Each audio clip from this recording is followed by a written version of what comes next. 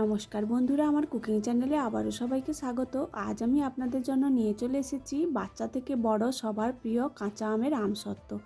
কাঁচা আমের সিজন শেষ হওয়ার আগে বাড়িতে খুব সহজেই বানিয়ে ফেলুন কোনো কিছু কালার ও ভেজাল ছাড়া কাঁচা আমের আমসত্ত্ব। কাঁচা আমের আমসত্ত্ব বানানোর জন্য আমি এখানে বড় একটা কাঁচা আম নিয়ে নিয়েছি। আমি একটা আম দিয়েই আমসত্ত্ব বানাবো। আপনারা যদি অনেক দিন স্টোর করে রাখতে চান তাহলে পরিমাণ মতো আম দিয়ে দেবেন। আমটা খুব ভালো করে বটিতে ছিলে পরিষ্কার করে দু টুকরো করে নেব। আমটা খুব ভালো করে ছিলে পরিষ্কার করে দু টুকরো করে নিয়েছি। আবারও মাঝখান দিয়ে 4 টুকরো করে নেব। মাঝে যে আঁঠিটা থাকে শক্ত ওটা ছিলে বাদ দিয়ে দেব। দিয়ে বড় বড় টুকরো করে আমগুলো কেটে নেব।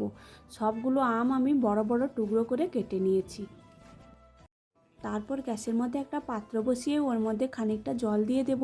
জলটা খুব ভালোভাবে গরম হয়ে গেলে আগে থেকে ধুয়ে পরিষ্কার করে রাখা আমগুলো এর মধ্যে দিয়ে একটা ঢাকনা দিয়ে 10 থেকে 15 মিনিট খুব ভালো করে সেদ্ধ করে নেব।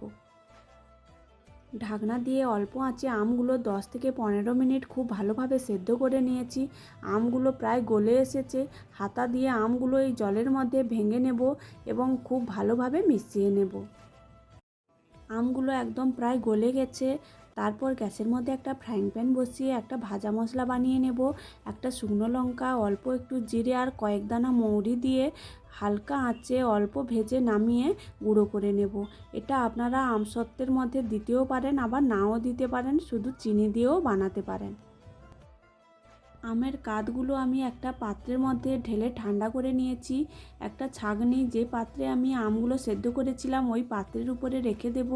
দিয়ে আমের কাঁধগুলো দিয়ে একটা হাতা দিয়ে আমের কাঁধগুলো খুব ভালো করে ছেঁকে নেব। তারপর আমের কাঁধগুলো হাতা দিয়ে খুব ভালোভাবে মিশিয়ে দেব। আমের কাঁধটা ফুটে এলে ওর মধ্যে পরিমাণ মতো চিনি দিয়ে দেব। আমি এখানে হাফ বাটি মতো চিনি দিয়েছি, আপনারা মিষ্টি অনুযায়ী চিনিটা দিয়ে দেবেন। তারপর যে ভাজা মশলাটা গুঁড়ো করে রেখেছিলাম ওই মশলাটা দিয়ে হাতা দিয়ে খুব ভালোভাবে মিশিয়ে কয়েক মিনিট ফুটিয়ে নেব। ফুটিয়ে নিলেই চিনিটা যখন গলে যাবে আমের কাঁধটার কালারও চেঞ্জ হয়ে যাবে।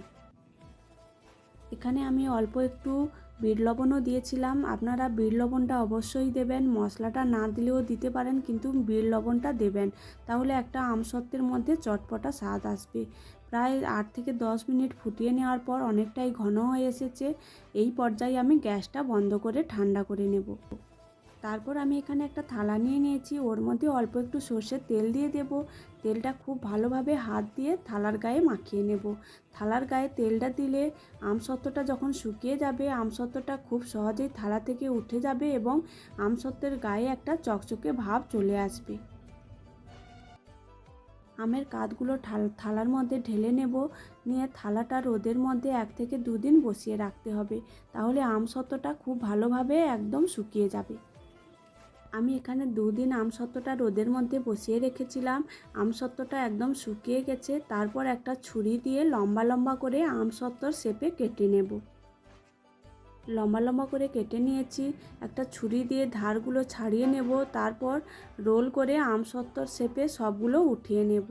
এখানে দেখলেই বুঝতে পারবেন দেখতে কতটা সুন্দর হয়েছে। আপনারাও খুব সহজেই বাড়িতে এইভাবে তৈরি করে নিতে পারেন। তৈরি করে সারা বছর ফ্রিজের মধ্যে স্টোর করেও রেখে দিতে পারেন। বাচ্চারা তো অনায়াসে খুশি হয়ে যাবে, খেতেও কিন্তু খুবই ভালো হয়। ভিডিওটি ভালো লাগলে আমার চ্যানেলটি সাবস্ক্রাইব করে দেবেন।